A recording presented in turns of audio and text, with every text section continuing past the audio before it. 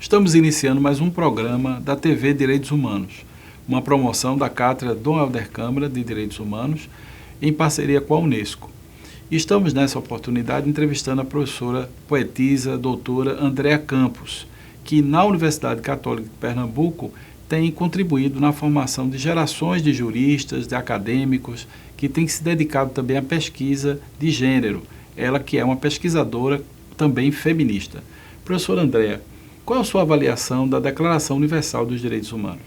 Manuel, primeiramente eu gostaria de registrar minha alegria de estar aqui, porque há 10 anos nós estávamos aqui nesse mesmo lugar fazendo o registro dos 60 anos da Declaração Universal dos Direitos Humanos, também promovido pela Cátedra Dom Helder Câmara de Direitos Humanos.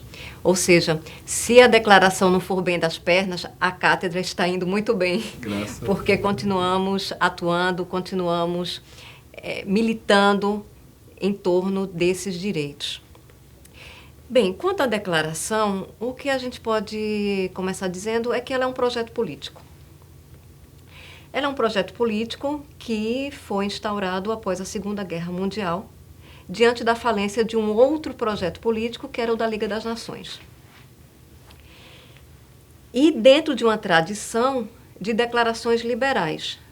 Quer dizer, a Declaração Universal de Direitos Humanos, ela não inaugura uma tradição de declarações liberais. Ela vem numa linha de declarações liberais, desde a Bill of Rights, desde a Declaração dos Direitos do Homem e do Cidadão da França, desde a Declaração da Carta da Independência Americana. Ou seja, ela vem numa tradição de revoluções liberais que tiveram as suas cartas. E cartas que são declaratórias, que não são tratados, ou seja, não têm efeito vinculante. A Declaração Universal dos Direitos Humanos e as suas 30 cláusulas, elas não são dotadas de coercibilidade.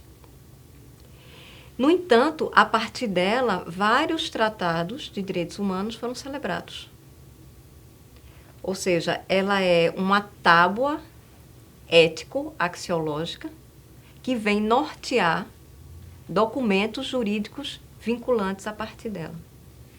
Bem, mas voltando sobre a gênese dessa carta enquanto projeto político, então, diante da falência da Liga das Nações, que após a Primeira Guerra não evitou uma Segunda Guerra, como se esperava, então tivemos a Segunda Grande Guerra Mundial.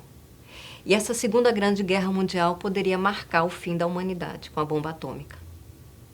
Isso não se esperava, porque os países europeus, historicamente, sempre se digladiaram, mas não esperavam que dentro de um movimento beligerante poderiam auto-extinguir-se.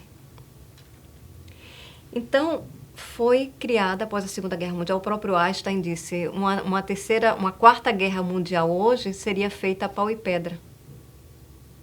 E ele foi até otimista, porque na realidade se houver uma terceira guerra mundial, provavelmente estaríamos extintos.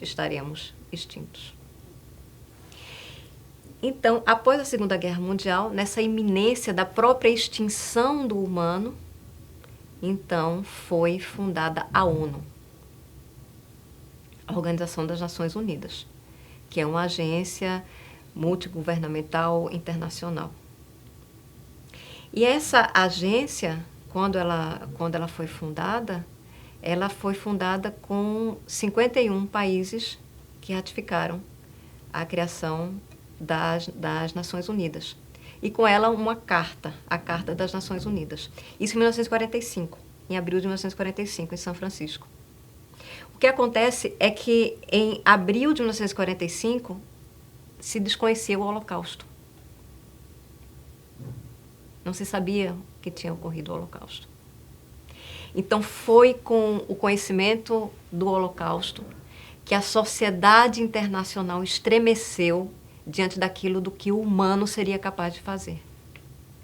E daí a emergência, capitaneada por Franklin Roosevelt, né? Lembrando que essa carta ela foi capitaneada pelos países hegemônicos, os países vencedores da guerra. Então, fundaram esse projeto de elaboração, com inclusive pessoas que já trabalhavam dentro das organizações das Nações Unidas, de uma Declaração Universal de Direitos Humanos. E essa carta, ela é uma carta social, mas também liberal. Ela, por exemplo, defende a propriedade privada. Ela tem um viés liberal. E tanto que, quando ela foi declarada, quando ela foi assinada, houve abstenções. E a maior parte das abstenções foram os países soviéticos. Ou seja, justamente diante desse viés liberal. Então, não há como nós analisarmos essa carta sem termos em consideração que ela é uma carta inaugurada com o fim da Segunda Guerra, sendo um projeto político capitaneado pelas potências hegemônicas vencedoras da guerra e que ela tem um viés liberal. Bem, isso me faz lembrar muito o Êxodo e os 10 Mandamentos, que teve a intenção de criar uma nova sociedade com a nova aliança e que também tem um viés liberal, no qual a propriedade privada é protegida e etc. E essa carta cristã, ela permanece até hoje porque o cristianismo permanece forte até hoje. As igrejas cristãs permanecem fortes até hoje. Então, no meu entendimento, essa Declaração Universal dos Direitos Humanos, ela se oxigena da força da ONU, da sociedade internacional que instituiu um direito internacional no qual grande parte das nações se submetem até por uma questão de dependência, interdependência e de sobrevivência. 70 anos depois da sua construção, da sua consolidação, a partir desse projeto político que você bem delineou, qual a sua avaliação? Ela tem sido muito bem sucedida. Essa carta, a Declaração Universal, ela tem sido muito bem sucedida, primeiro porque ela tem sido base para vários tratados.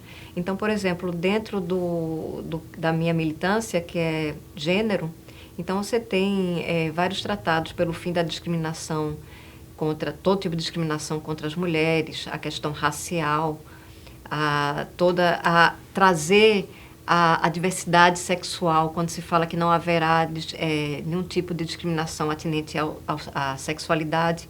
Ou seja, essa carta, ela tem um efeito positivo porque ela é um norte de valores, que mesmo que você diga, é um norte de valores ocidental, liberal, que se expande para o mundo. Mas é um norte, que é esse norte liberal que tem possibilitado vários tratados internacionais, várias constituições de estados, várias leis nacionais que assentadas, que dirigidas por esses valores, têm legitimidade. Então, essa carta, apesar de não ter o efeito vinculante, mas ela, enquanto referência de valor, ela tem sido bastante positiva. Continua sendo positiva e, a meu ver, continuará sendo. Porque se tivermos esse pressuposto do fortalecimento da ONU e da sociedade internacional e do direito internacional como sendo um pressuposto para a validação dessas normas, o que a gente pode dizer é que a ONU começou com 51 nações, hoje tem 193. Essa carta, ela é base não apenas para os direitos dos países ocidentais, mas também orientais. Então, por exemplo, o Tratado do Cairo, do Islã, que é praticamente uma declaração universal de direitos humanos, com cláusulas muito parecidas com as 30 cláusulas da declaração.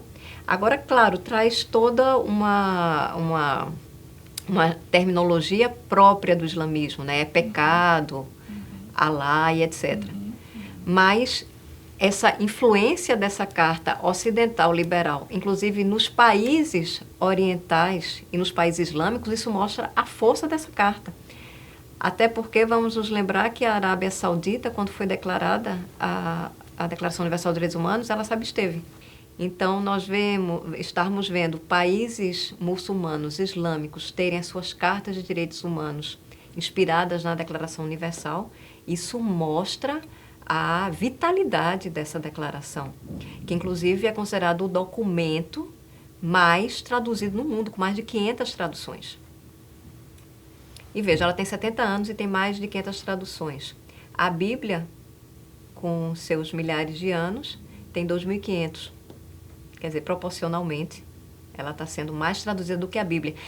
Agora, veja, e eu vejo nessa força muita semelhança, voltando com as questões do cristianismo. Porque essa declaração, algo que é muito forte nela, é a igualdade. O valor da igualdade. E esse valor da igualdade, ele não tinha sido falado pela humanidade até o cristianismo. O cristianismo traz a igualdade como valor. As sociedades antigas não havia igualdade. Na sociedade grega, mesmo na sociedade grega, greco-romana, não havia igualdade. Então, é o grande valor trazido por essa declaração. E nas suas 30 cláusulas, ela vai sempre dizer toda pessoa, todo ser humano, everyone, em inglês. Inclusive, o everyone torna até mais abrangente, porque ele não nos deixa nem espaço hermenêutico para fazermos uma exegese do que é pessoa, do que é humano. Simplesmente everyone. Então, ou é everyone, ou em 4 cláusulas você tem no one, ou seja, ninguém. Então, esse estatuto de igualdade é a grande força da declaração. Essa proposta de igualdade, é esse estatuto. E sermos guiados por esse estatuto é que é a sua grande força. E para o futuro, André, qual a sua perspectiva? Como você formula o futuro da Declaração Universal dos Direitos Humanos? A declaração, ela está imersa em um contexto histórico, que é esse contexto histórico que eu coloco como inaugurador desse contexto o cristianismo. Porque com seus valores de igualdade, de respeito ao próximo. Então, a declaração, ela vem nesse esteio. Enquanto esses valores preponderarem, e eu acredito que vão preponderar, porque mesmo dentro de uma sociedade onde é multissistêmica, onde existem sistemas distintos, onde existe uma sociedade hipercomplexa, com várias diferenças, mas cada vez mais interdependente, mesmo os seus conflitos, mesmo as suas lutas, elas tendem a serem apaziguadas diante da luta pela sua própria sobrevivência. E não há sobrevivência sem haver o respeito ao outro, sem caminharmos de mãos dadas com o outro. Então, a crença que eu tenho nessa declaração é a crença que eu tenho de que o ser humano escolhe por sobreviver em um mundo mesmo com todos os desafios.